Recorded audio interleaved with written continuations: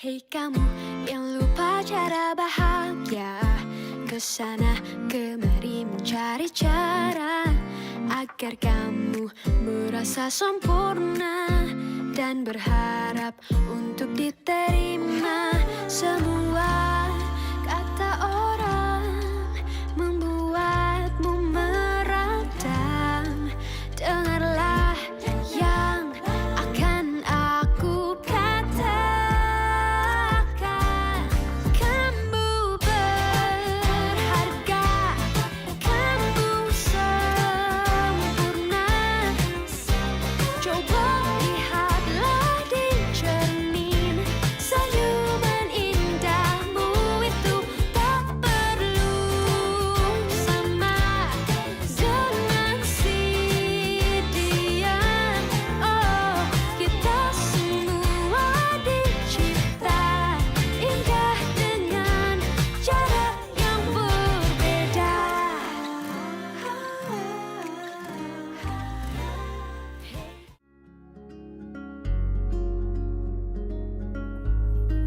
Di dalam kamar bercat putih, seorang remaja perempuan yang bernama Naya duduk tegak di depan ponselnya. Make up-nya yang rapi dengan hijab coklat yang tak kalah rapi, dan latar belakang kamarnya sudah ia rapikan berulang kali agar terlihat tanpa celah. Senyumnya mengembang, senyum yang sudah ia latih berkali-kali. Suaranya dibuat ceria, seolah tidak ada satupun beban di pundaknya. Halo guys, kembali lagi dengan aku. Wah, ramai banget nih yang nonton. Masih fokus dengan live-nya, dia mulai menggudarkan layar ponselnya membaca komentar dari beberapa followersnya. Ada yang nanya tips self arah aku. Gampang banget. Intinya self love yang tulus, mulai dari gambar yang estetik sampai pilih outfit yang selalu on point. Oh iya, jangan lupa positif ya. Vibes itu penting. Kalau vibes kita bagus, semuanya pasti ikut bagus kan? Karena matanya mulai memanas akibat terlalu lama di depan layar, dia memutuskan mengakhiri live-nya. Cuma 350 viewers. Tadi pagi lah ya, bahkan sampai ribuan. Kenapa sih susah banget buat naik?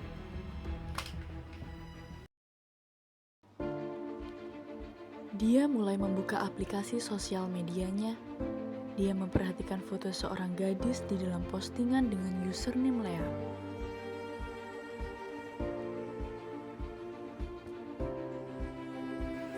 Caption yang bagus, angel yang bagus. Wah, aku harus lebih baik dari dia.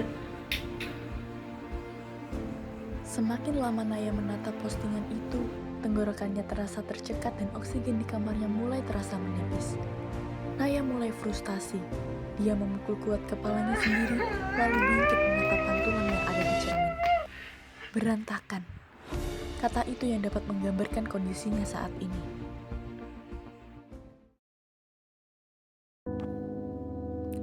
Keesokan harinya, matahari yang panas mulai terasa menusuk kulit siapa saja. Terlihat 3 remaja duduk bersama di kantin. Mereka tampak sibuk. 2 remaja sibuk dengan buku tugas mereka, dan yang satu lainnya sibuk memfoto hidangan di atas meja. Meloni yang duduk samping Naya mulai merasa jengkel. Nah, dengerin dong. Tugas fisika kita tuh mau direvisi sama Bu Rina besok. Kamu udah baca feedbacknya belum? Tuh, tenang. Nanti malam juga keluar kok. Aduh, pintunya kurang pas gak sih? Filter mana ya yang paling cocok?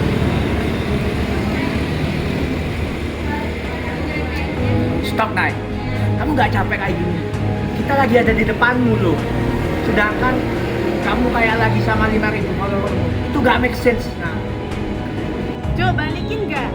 Lo gak tahu ya, ini penting buat gue. Personal branding. Kalian tuh gak bakal ngerti. Meloni yang mengerti kondisi saat ini memilih menengahi kedua sahabatnya. Dengan nada yang lembut, nasihat mulai mengalir dari bibirnya.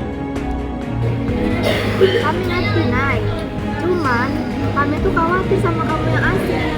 Kamu kan pernah bilang kalau kamu tuh harus jadi diri kamu sendiri. Tapi yang kami lihat sekarang, kamu tuh gak jadi diri kamu sendiri. Kamu gampang marah, gampang panik.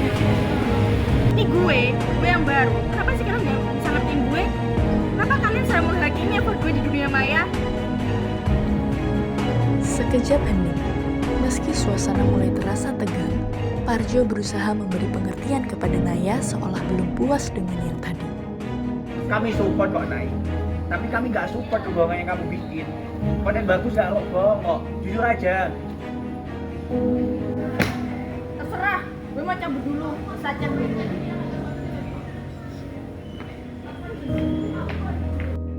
Tanpa mencoba berdamai, Naya memilih pergi meninggalkan kedua sahabatnya yang menatap langkah tergesa itu berujung hilang di ujung belokan kantin. Wajah mereka terlihat sangat khawatir.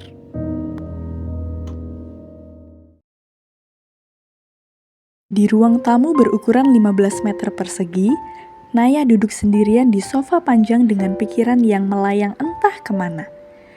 Hening sore itu berubah seketika. Sejak Diana, ibu Naya, mulai memasuki rumah sepulang dari bekerja. Tanpa aba-aba, suara Bu Diana mulai mendominasi di ruangan itu dengan nada yang tajam seperti mencari celah untuk menusuk. Naya, Mama dapat laporan tadi. Nilai kamu semester ini biologi turun lagi. Kamu gak lihat apa kayak ada Tante Rina itu? Kok ya kamu nih malah fokusin hal-hal gak jelas kayak gitu. Followers apa ada tuh? Naya mulai mendongak menatap ibunya. Hatinya yang masih gundah setelah pertengkaran di siang hari dengan Meloni dan Parjo, Naya merasa tertekan lagi, seolah berpikir, aku kurangnya di mana? Matanya mulai memanas, kacamata yang ia pakai dari 3 tahun yang lalu mulai berembun. Bulir-bulir air jatuh membasahi pipinya, dengan suara bergetar ia mengangkat suara. Ma, aku tuh udah berusaha, Ma. Aku juga banyak tugas lain. Aku tuh nggak bisa jadi kayak anaknya Tante Rina. Ibunya yang mungkin sudah lelah seharian berkutat dengan dokumen dari atasan, akhirnya mulai meninggikan suara. Tugas apa? Tugas bikin story. Mama gak mau tahu ya, Mama udah bayar mahal-mahal lagi. Sana cepat belajar. Naya memilih diam. Dia berlari menuju kamarnya dengan isakan yang terdengar jelas di telinga Bu Diana. Bu Diana memang tak paham apa yang dirasakan oleh Naya, ikut melengos masuk ke dalam kamarnya.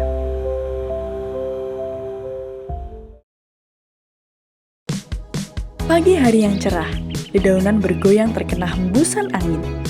Di koridor sekolah, Lea, gadis yang beberapa hari ini membuat Naya merasa tersaingi, dan sahabatnya, Meila, mulai berjalan mendekati Naya.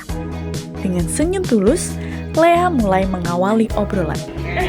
Naya, aku lihat foto outfit kamu tadi pagi bagus banget loh. Vibe-nya unik dan beda gitu. Aku suka warna tone yang kamu pakai.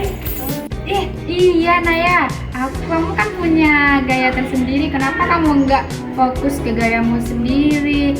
Kayaknya itu lebih true deh. Naya tidak langsung menjawab. Ia menelan kalimatnya sendiri sambil berbicara dalam hati. Lihat, mereka menganggapku beda, berarti aku nggak selevel. Mereka cuma kasihan. Mereka pikir aku nggak bisa sukses mereka. Mereka pengen aku tetap di bawah. Setelah ucapan itu, Oh iya, makasih. Naya buru-buru meninggalkan Lea dan Meila yang beradu tatap seolah bingung dengan Naya yang terasa berbeda dari sebelumnya.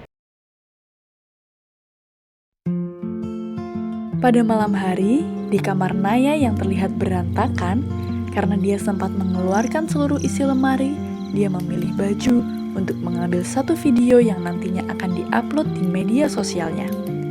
Namun dia merasa kurang, karena lagi-lagi menjadikan Lea sebagai tolak ukur. Kenapa nggak bisa smooth sih? Kok nggak kayak punya videonya Lea? Dia mulai membuka profil Lea, lalu badannya mulai gemetar. Dia merasa tidak pernah puas, seakan-akan dia harus seperti Lea dan kalau bisa lebih dari Lea. Naya mulai mengaca hijabnya, menggigit kuat bibir bawahnya, dan dengan suara yang samar, Naya mulai bergumam. Merasa kurang sih. Kenapa harus aku? Kenapa harus aku yang pura-pura bahagia? Kenapa harus aku pura-pura senang? Naya menjatuhkan ponselnya, memeluk lutut, dan membiarkan kepalanya tenggelam di pelukannya sendiri.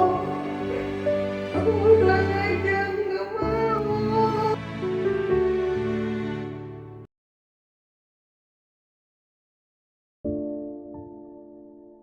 Pada istirahat pertama, Naya duduk sendiri di kantin karena masalah dengan kedua sahabatnya belum juga selesai. Dia masih marah karena dia merasa benar.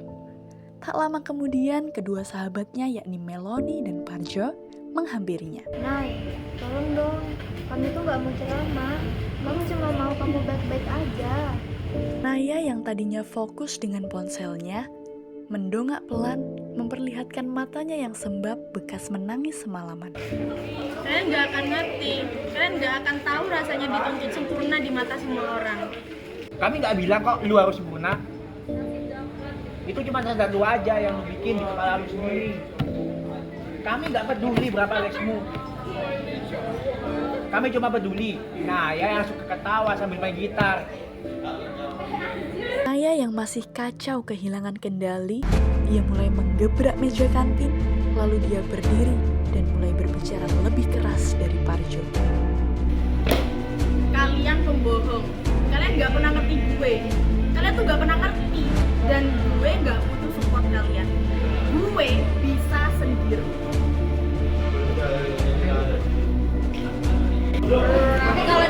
Kita harus bicara sama data dia.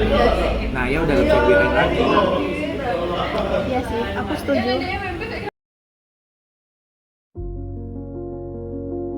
Siang itu, sepulang sekolah, mereka sepakat pergi ke rumah Naya. Kebetulan sekali hari ini adalah hari Sabtu. Ibu Diana sedang libur bekerja. Setelah perjalanan 15 menit, mereka sampai di halaman rumah Naya. Saat tepat di hadapan pintu besar, Meloni mengetuk pelan. Tak lama terlihat wanita paruh baya yang tak lain adalah Ibu Diana. Naya entah kemana, mungkin sedang mencoba kafe baru untuk asupan instastory-nya. Ada apa kalian kesini? Saya gak ada di rumah. Ibu Diana hendak menutup pintu, lalu ditahan oleh Parjo. Meloni menatap serius ke arah Ibu Diana. Tante, ini soal Naya. Kami khawatir banget. Naya sakit. Ibu Diana terlihat terdiam sejenak sebelum membuka pintu lebih lebar, mempersilahkan mereka masuk agar mengobrol lebih nyaman. Emang dia sakit apa? Orang dia setiap harinya main ponsel aja kok. Naya sakit karena dia harus merasa jadi sempurna, Tan. Dan itu semua karena Tante gak pernah bangga sama sekali dengan Naya padanya. Tante selalu ngebandingin dia. Apa maksud kalian? Saya kan ibunya. Saya tahu apa yang terbaik buat anak saya. Meloni yang dikenal lemah lembut oleh Bu Diana mulai membuka suaranya. Yang terbaik buat Naya atau buat Tante? Naya itu butuh ruang hening dari semua tuntutan. Dia tuh butuh denger kalau Tante tuh bangga sama dia, bukan sama ranking atau followersnya. Ibu Diana terdiam. Dia sadar setelah kepergian mendiang suaminya, dia lebih memilih bekerja tak lain untuk menghindari kesedihannya, juga untuk memberikan Naya kehidupan yang layak. Namun tanpa dia sadari, Naya kehilangan peran ibu darinya. Matanya mulai berkaca-kaca, dengan bibir yang bergetar, Bu Diana menyesali perbuatannya. Ya Tuhan, Mama minta maaf Naya. Parjo, Meloni, saya nggak tahu kalau dampaknya bakal separah ini. Sang empu yang dibicarakan tak lain adalah Naya, ternyata sudah lama berdiri di balik tembok ruang tamu. Dia berjalan pelan menghampiri Ibu Diana. Ibu Diana yang masih terisak meraih tangan Naya untuk duduk di sampingnya. Di ruang tamu itu mereka berpelukan dengan isakan dari masing-masing mereka. Nak, Mama minta maaf. Mama pernah gagal jadi ibu buat kamu. Aku yang gagal, Ma. Aku gak bisa jadi apa yang Mama mau. Mama gak peduli hal itu sayang. Mama cuma peduli sama kamu. Mama salah, Mama minta maaf. Harusnya Mama gak membandingkan dirimu. Aku capek, Ma. Aku ngerasa kalau aku nggak cantik, aku nggak pintar, aku nggak populer. Mama nggak bangga sama aku. Aku kan nggak tahan lihat lo ya, Ma. Dengerin mama, kamu itu putri mama. Kamu itu berharga buat mama. Kamu pinter, berbakat, cantik. Mama bangga sama kamu. Mari kita cari ruang ini sama-sama ya. Mama janji akan selalu dengerin kamu. Aku juga janji, Ma. Aku nggak akan dengerin dunia maya lagi.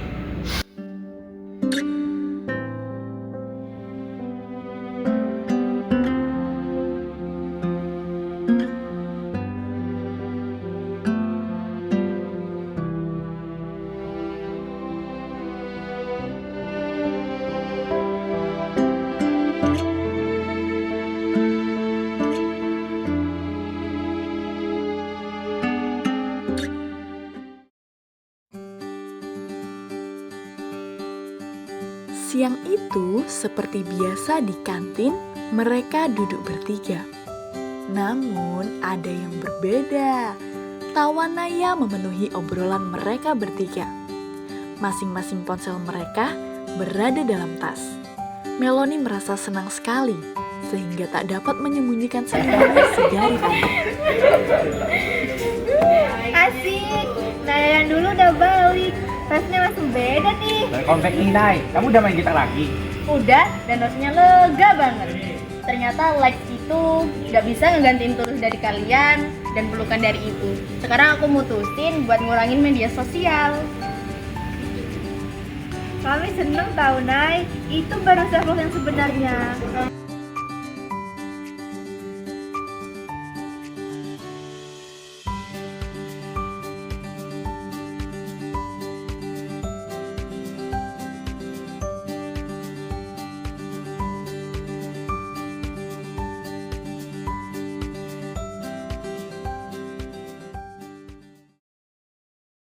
Di kamar, Naya duduk di depan tempat dia biasanya melakukan live streaming.